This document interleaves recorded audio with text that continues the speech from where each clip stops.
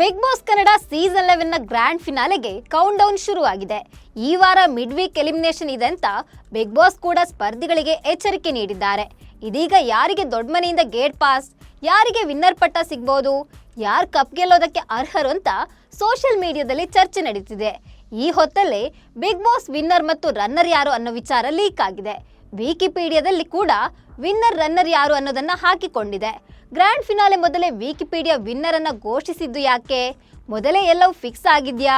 ಈ ಬಗ್ಗೆ ಹೇಳ್ತೇನೆ. ನಾನು ಶ್ವೇತಾ. ನೀವು ಸುದ್ದಿ ಅನ್ನದ ಸಬ್ಸ್ಕ್ರೈಬರ್ ಆಗೋದಕ್ಕೆ ಮರಿಬೇಡಿ.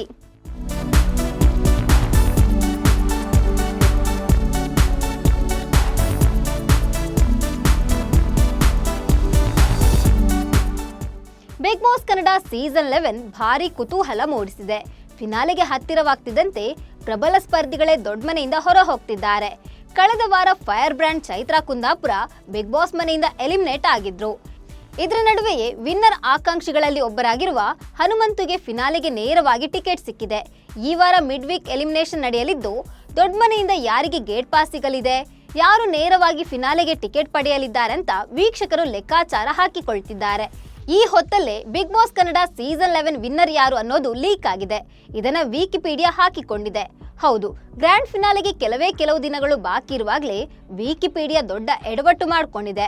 ಗ್ರ್ಯಾಂಡ್ ಫಿನಾಲೆಗೂ ಮುನ್ನವೇ ವಿನ್ನರ್ ಯಾರು ಅಂತ ಅನೌನ್ಸ್ ಮಾಡಿದೆ. Hanumantha winner, Trivikram runner up ಅಂತ ಘೋಷಣೆ ಮಾಡಿದೆ. ಸ್ನೇಹಿತರೆ, ಏನೇ ವಿಷಯ ಇರಲಿ, ಯಾವುದೇ ಡೌಟ್ ಇರಲಿ, ಸಾಮಾನ್ಯವಾಗಿ ಎಲ್ಲರೂ ಮೊದಲು ಮಾಡೋ ಕೆಲಸ ಅಂದ್ರೆ ಗೂಗಲ್, ವಿಕಿಪೀಡಿಯಾದಲ್ಲಿ ಹುಡುಕೋದು. ವಿಕಿಪೀಡಿಯಾದಲ್ಲಿರೋ ಇನ್ಫಾರ್ಮೇಶನ್ ಯಾವತ್ತೂ ಸರಿಯಾಗಿ ಇರುತ್ತೆ ಅಂತ ಅದರಿಂದಾನೇ ಬೇಕಾಗಿರೋ ಇನ್ಫಾರ್ಮೇಶನ್ ಅನ್ನ ಕಲೆಕ್ಟ್ ಮಾಡ್ತಾರೆ. ಆದ್ರೀಗ ಈ ವಿಕಿಪೀಡಿಯಾನೇ ದೊಡ್ಡ ಎಡವಟ್ಟು ಮಾಡಿಕೊಂಡಿದೆ. ವಿಕಿಪೀಡಿಯಾ ತಪ್ಪು ಮಾಹಿತಿ ಹಂಚಿಕೊಂಡಿದೆ. ಇದನ್ನು ನೋಡಿದ ವಿಕಿಪೀಡಿಯಾ ಬಳಕೆದಾರರು ಶಾಕ್ ಆಗಿದ್ದಾರೆ. ಇದರ ಫೋಟೋ ವೈರಲ್ ಆದ ಬೆನ್ನಲ್ಲೇ ವಿಕಿಪೀಡಿಯಾ ಎಚ್ಚೆತ್ತುಕೊಂಡಿದೆ, ತಪ್ಪನ್ನ ಸರಿಪಡಿಸಿಕೊಂಡಿದೆ. Bigg Boss Kannada season 11 winner Hanumanthu ಹಾಗೂ ರನ್ನರ್ ತ್ರಿವಿಕ್ರಮ್ ಅಂತ ಬರೆದಿದ್ದನ್ನ TBA ಅಂತ ಬರೆದುಕೊಂಡಿದೆ. TBA ಅಂದ್ರೆ ಟು ಬಿ ಅನೌನ್ಸ್ಡ್, ಅಂದ್ರೆ ಇನ್ನೂ ಘೋಷಣೆ ಆಗಬೇಕಿದೆ ಅಷ್ಟೇ ಅಂತ ಕರೆಕ್ಷನ್ ಮಾಡಿಕೊಂಡಿದೆ. ಆದ್ರೆ ಹಳೆಯ ಸ್ಕ್ರೀನ್ ಶಾಟ್ ಮಾತ್ರ ಸಿಕ್ಕಾಪಟ್ಟೆ ವೈರಲ್ ಆಗ್ತಿದ್ದು, ಇದೇ ನಿಜವಾಗ್ಲಿ ಅಂತ ಹನುಮಂತನ ಅಭಿಮಾನಿಗಳು ಹಾರೈಸ್ತಿದ್ದಾರೆ.